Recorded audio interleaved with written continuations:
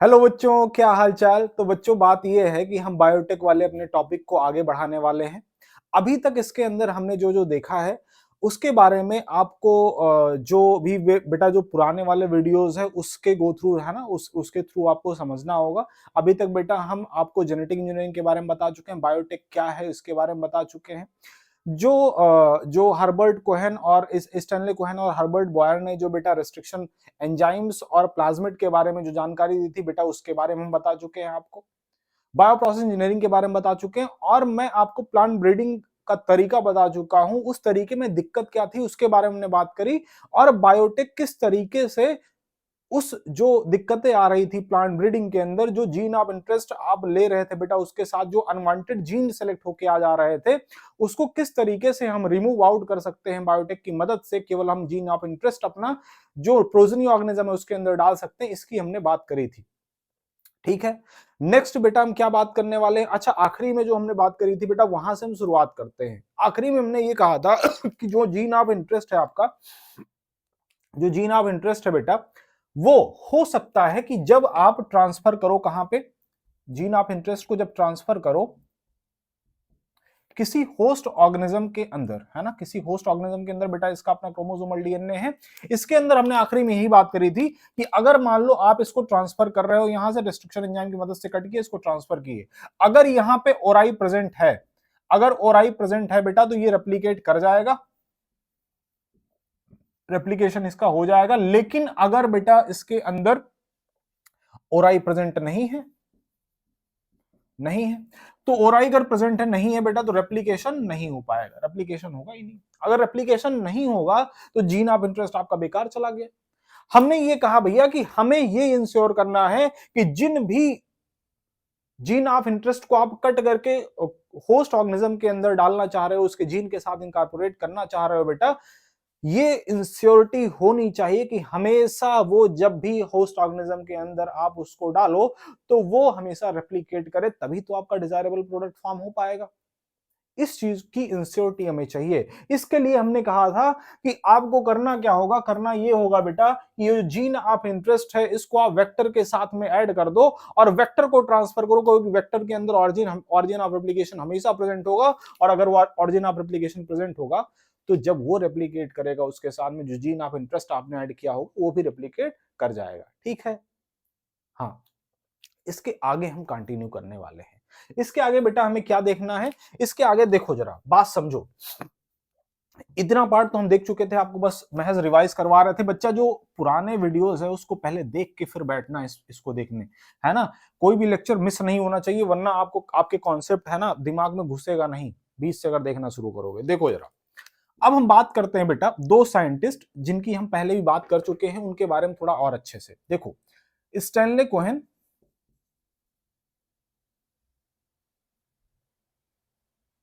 Stanley Cohen and Herbert Boyer, इन दोनों ने मिलकर 1972 के अंदर बेटा पहला रिकॉम्बिनेंट, है ना,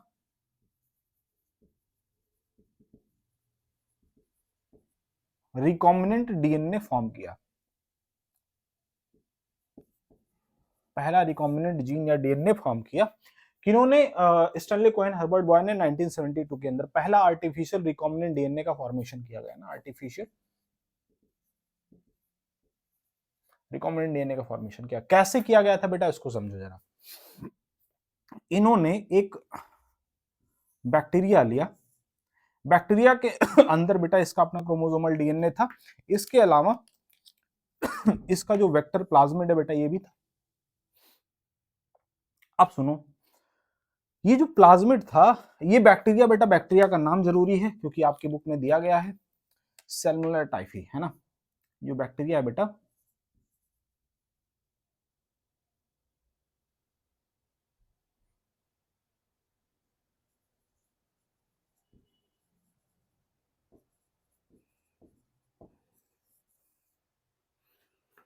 सेलुलर टाइफी बैक्टीरिया लिया गया, इसमें से बेटा ये प्लाज्मिड निकाला गया, है ना। इन्होंने क्या किया कि इस प्लाज्मिड को निकाला, प्लाज्मिड को निकालने के बाद में इस प्लाज्मिड के साथ ऐड किया जीन ऑफ इंटरेस्ट। बेटा पहले से इन्होंने सिलेक्ट करके रखा था कुछ जीन ऑफ इंटरेस्ट अपना, यहां से इसको कट किया, यहां से इसको कट किया, और कट करने के बाद में बेटा ये जो जो प्लाज्मिड निकाला था, इस प्लाज्मिड के साथ में लाइगेट कर दिया। इस प्लाज्मिड को भी कट किया होगा बेटा, और जीन ऑफ इंटरेस्ट को भी कट किया किया होगा। क्या सेम रेस्ट्रिक्शन एंजाइम का इस्तेमाल किया गया होगा या अलग अलग? आप बताओ, सेम या अलग अलग?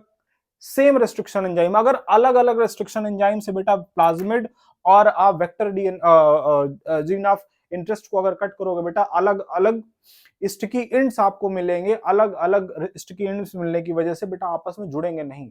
आप जो लाइगेशन यहां पे करना चाह रहे हो, लाइगेशन हो नहीं पाएगा। इसलिए एक ही रेस्ट्रिक्शन एंजाइम से हम दोनों को कट करते हैं। ठीक है, अच्छा देखो रेस्ट्रिक्शन एंजाइम बेटा आपने लिया, दोनों को कट किया, अब इसको उठा के यहां पे जोड़ दिया, इसके साथ में, इसके साथ में जोड़ दिया। जोड़ने के बाद में ये बन गया क्या, क्या गया बेटा? रिकॉम्बिनेंट डीएनए बन गया। अब ये जो रिकॉम्बिनेंट डीएनए बना है बेटा, है ना, जिस वेक्टर के अंदर आपने ऐड किया था, इस वेक्टर डीएनए को, क्योंकि ये रिकॉम्बिनेंट आप फॉर्म कर चुके हो, सबसे पहले इन्होंने दोबारा से इसी सैल्मोनेला टाइफी के अंदर डाला। देखने की कोशिश बेटा ये कर रहे थे कि क्या ये रेप्लिकेट करेगा, तो पता ये चला यस ये रेप्लिकेट कर गया, रेप्लिकेशन हुआ इसका। इन्होंने कहा एक काम करते हैं, ये सेम चीज अगर हम दूसरी बैक्टीरिया के अंदर डाल के देखें, जैसे ई कोलाई के अंदर इन्होंने डालने की कोशिश करी, मान लो ई कोलाई के अंदर डाला, यहां पे डालने पे बेटा हुआ क्या, यहां पे डालने पे क्या हुआ, क्या ये रेप्लिकेट किया? यस, यहां पे डालने पे भी ये रेप्लिकेट कर गया। ये लोग बड़े खुश हो गए, कहे वाह क्या बात है, हम तो जो चाह रहे थे मिल गया हमको। हाँ, जो चाह रहे थे मिल गया। कहे क्या चाह रहे थे? हम चाह ये रहे थे कि ये जो वेक्टर हमने सिलेक्ट किया है, इस वेक्टर के साथ में बेटा अगर हम डिजायरेबल डीएनए को ऐड कर दें, तो क्या उसको अगर हम किसी होस्ट ऑर्गेनिज्म के अंदर डालेंगे बेटा, होस्ट ऑर्गेनिज्म का मतलब कोई दूसरा ऑर्गेनिज्म जिसके अंदर इसको सिलेक्ट करके डाल रहे हो, होस्ट ऑर्गेनिज्म के अंदर हम डालेंगे, क्या इसका रेप्लिकेशन होगा? अगर हो गया, रेप्लिकेशन अगर हो गया बबुआ, तो रेप्लिकेशन की वजह से बेटा वो प्रोडक्ट फॉर्म हो जाएगा जो प्रोडक्ट डिजायरेबल है। समझ रहे हो? वो प्रोडक्ट फॉर्म हो जाएगा जो प्रोडक्ट डिजायरेबल है। तो बात ये है, रेप्लिकेशन हुआ और डिजायरेबल प्रोडक्ट बना, यही तो ये चाह रहे थे। तो पहली बार 1972 के अंदर इन दोनों ने लोगों ने करके दिखा दिया बेटा, स्टैनली कोहेन, हर्बर्ट बॉयर ने आर्टिफिशियल रिकॉम्बिनेंट डीएनए का फॉर्मेशन करके, यहां पे जो बैक्टीरिया लिया गया था, सल्मोनेला टाइफी लिया गया था बेटा, इसका प्लाज्मिड निकाला गया और इसके साथ में ऐड किया गया किसको? डिजायरेबल जीन को, है ना, जीन ऑफ इंटरेस्ट, या इसी को बेटा जीन ऑफ इंटरेस्ट और डिजायरेबल जीन, जो भी कह लो आपकी मर्जी, है ना, है ना, जो भी कह लो आपकी मर्जी, है ना, इंटरेस्ट या है ना, ये जीन ऑफ इंटरेस्ट है बबुआ, है ना, समझ लो, जीन ऑफ इंटरेस्ट या डिजायरेबल डीएनए, समझ रहे हो, बना लिया इन्होंने। इसके बाद में आप जब एनसीईआरटी किताब पढ़ना शुरू करोगे बेटा, तो उसमें वेक्टर के बारे में जानकारी दी गई, वेक्टर एक्चुअली होता क्या है। जैसे उन्होंने मॉस्किटो का नाम लिया, तो मॉस्किटो क्या बेटा बीमारी क्रिएट करता है, कॉज करता है? मलेरिया कॉजल ऑर्गेनिज्म है वो? नहीं नहीं नहीं नहीं, बिल्कुल नहीं, कॉज नहीं करता। कॉज तो कौन करता है? प्लाज्मोडियम करता है। वो क्या करता है बेटा? ट्रांसमिट करने का काम करता है, एक जगह से दूसरी जगह फैलाने का काम करता है। ठीक है, यस। तो वैसे ही प्लाज्मिड क्या काम कर रहा है? इस जीन ऑफ इंटरेस्ट को बेटा एक जगह से दूसरी जगह पहुंचाने का काम कर रहा है, इसलिए इसको वेक्टर बोलते हैं। ऐसा शास्त्रों में कहा गया है, शास्त्रों में, एनसीईआरटी में कहा गया है। एनसीईआरटी शास्त्र ही तो है हमारी, हाँ, सब कुछ वही है बेटा। देखो, ठीक, ये बात हो गई। सर अभी ना स्टेप वाइज आप बता देते तो अच्छा रहता, है ना, ऐसा मजा नहीं आ रहा है। स्टेप वाइज बताओ ना कि कौन कौन सी चीजें हम कर रहे हैं। ठीक है बेटा, इसका एक प्यारा से एक जल्दी से स्क्रीनशॉट ले लो, फिर हम आपको स्टेप वाइज बताते हैं बेटा कौन कौन से स्टेप्स इन्वॉल्व हैं इस पूरे प्रोसेस के अंदर। जल्दी से स्क्रीनशॉट लो, तब तक हम इसको मिटाते हैं।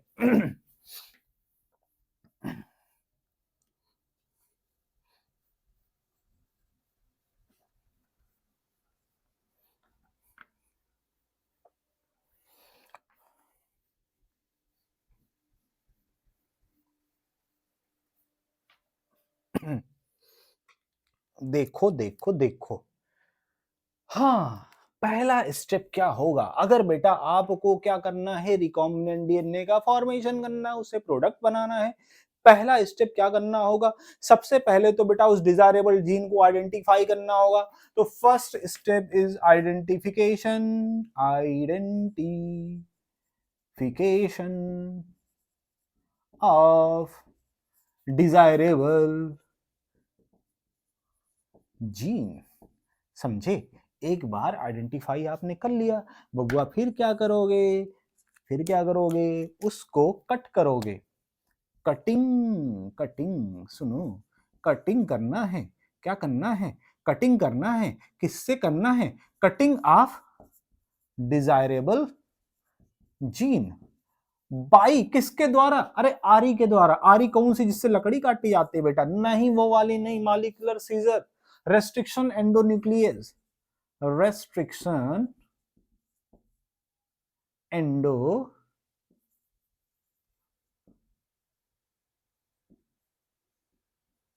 न्यूक्लियस।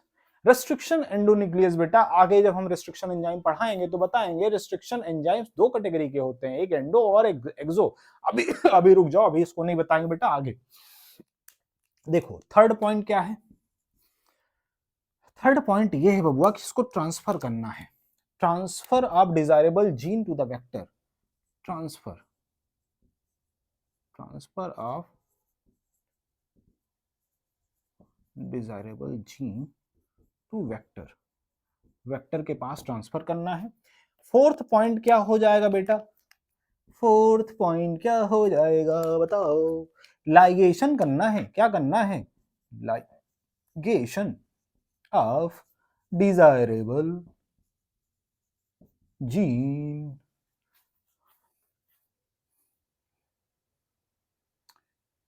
इन वेक्टर। वेक्टर में डिजायरेबल जीन को लाइगेट कर देना।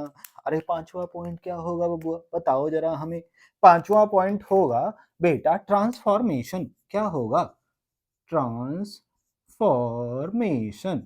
ट्रांसफॉर्मेशन का मतलब क्या हुआ? ट्रांसफॉर्मेशन बेटा आपने पढ़ा होगा, ट्रांसफॉर्मिंग प्रिंसिपल ऑफ ग्रिफिथ, है ना? ग्रिफिथ का एक्सपेरिमेंट पढ़ा होगा, ट्रांसफॉर्मिंग प्रिंसिपल वहां पे आया होगा, याद आ रहा है? मतलब ये हुआ बेटा कि एक ऑर्गेनिज्म का जेनेटिक मटेरियल ट्रांसफर किया जाए किसी दूसरे ऑर्गेनिज्म के जेनेटिक मटेरियल के अंदर। समझ रहे हो? उसको क्या बोलते हैं? ट्रांसफॉर्मेशन। क्या बोलते हैं भैया? ट्रांसफॉर्मेशन। ठीक है, ट्रांसफॉर्मेशन बोलते हैं। अच्छा, छठी बात बेटा, अगर ट्रांसफॉर्मेशन हो गया, बाइनरी फिजन होगा, है ना? बाइनरी फिजन होगा, डिवीजन होगा, है ना? बाइनरी फिजन, और बाइनरी फिजन के बाद में बी, अरे सुनो सुनो सुनो सुनो, ट्रांसफॉर्मेशन हुआ फिर होगा बाइनरी फिजन। बाइनरी फिजन के अंदर बेटा होगी क्लोनिंग। ठीक है, बाइनरी फिजन, डिवीजन, डिवीजन के बाद में होगी क्लोनिंग। समझे? पूरा पॉइंट समझ में आया बबुआ? सही से बताओ यार। हाँ, आ गया पक्का? मान लें हम? अच्छा ठीक, सर एक बार और बता दो पूरा। ठीक, पहला बेटा हमने क्या किया? Identification of desirable gene. दूसरा क्या किया? Cutting of desirable gene by restriction endonuclease. Third point हमने क्या किया बेटा? Transfer of desirable gene to vector. Vector तक ट्रांसफर करना है, फिर लाइगेट करना है। लाइगेशन किसके द्वारा किया जाएगा बेटा? डीएनए लाइगेज के द्वारा किया जाएगा। ट्रांसफॉर्मेशन, ट्रांसफॉर्मेशन के अंदर हमें क्या करना होगा? ट्रांसफॉर्मेशन के अंदर बेटा हमें करना ये होगा कि वो जो आपने जीन ऑफ इंटरेस्ट की जो बात करी है बेटा, जो वेक्टर के अंदर आपने लाइगेट किया है, जो रिकॉम्बिनेंट डीएनए फॉर्म किया, उस रिकॉम्बिनेंट डीएनए को बेटा होस्ट ऑर्गेनिज्म के अंदर ट्रांसफर करना है।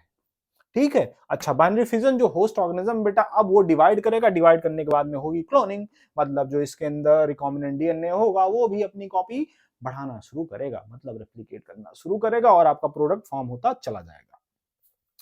ये बेटा कुछ पॉइंट्स हैं किसके? जीन ऑफ इंटरेस्ट को अगर हम उससे प्रोडक्ट फॉर्म करना चाह रहे हैं रिकॉम्बिनेंट डीएनए बना के, तो उसके ये स्टेप्स हैं, ये स्टेप्स रहे। ठीक है, इसको नोट डाउन कर ले। अब हम बेटा चलते हैं टूल्स के पास। कौन कौन से ऐसे टूल्स हैं, कौन कौन सी ऐसी टेक्निक है, उनको हम सीखने वाले हैं बायोटेक के अंदर। समझे कि नहीं? हमें लगता है तुम लोग बहुत समझदार हो, समझ तो गए ही होगे। अच्छा, मान लेते मान लेते मान लेते मान लेते, मानने में क्या है। हाँ तो बेटा नेक्स्ट पॉइंट अपने को सीखना है tools. Tools of recombinant. Tools of tools आपको सीखना है बेटा, टूल्स ऑफ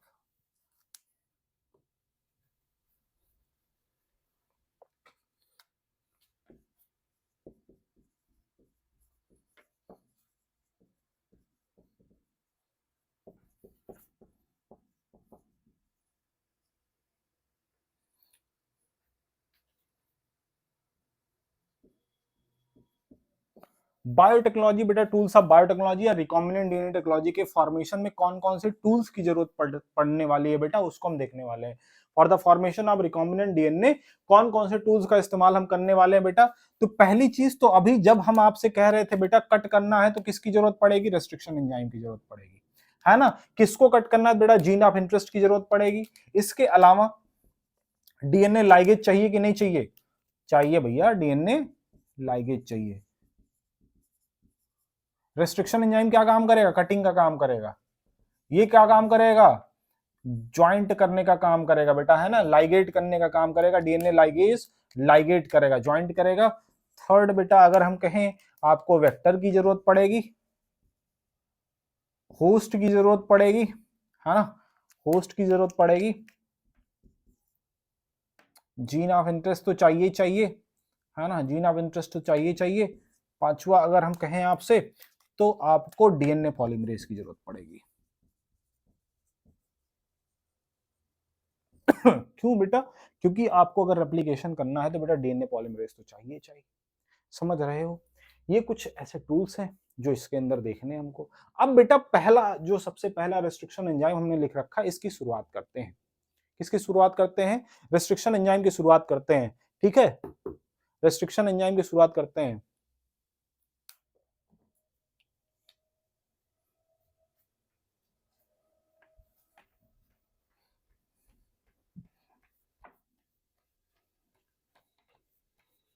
बेटा इस वीडियो को यहीं तक रखते हैं। Thank you very much.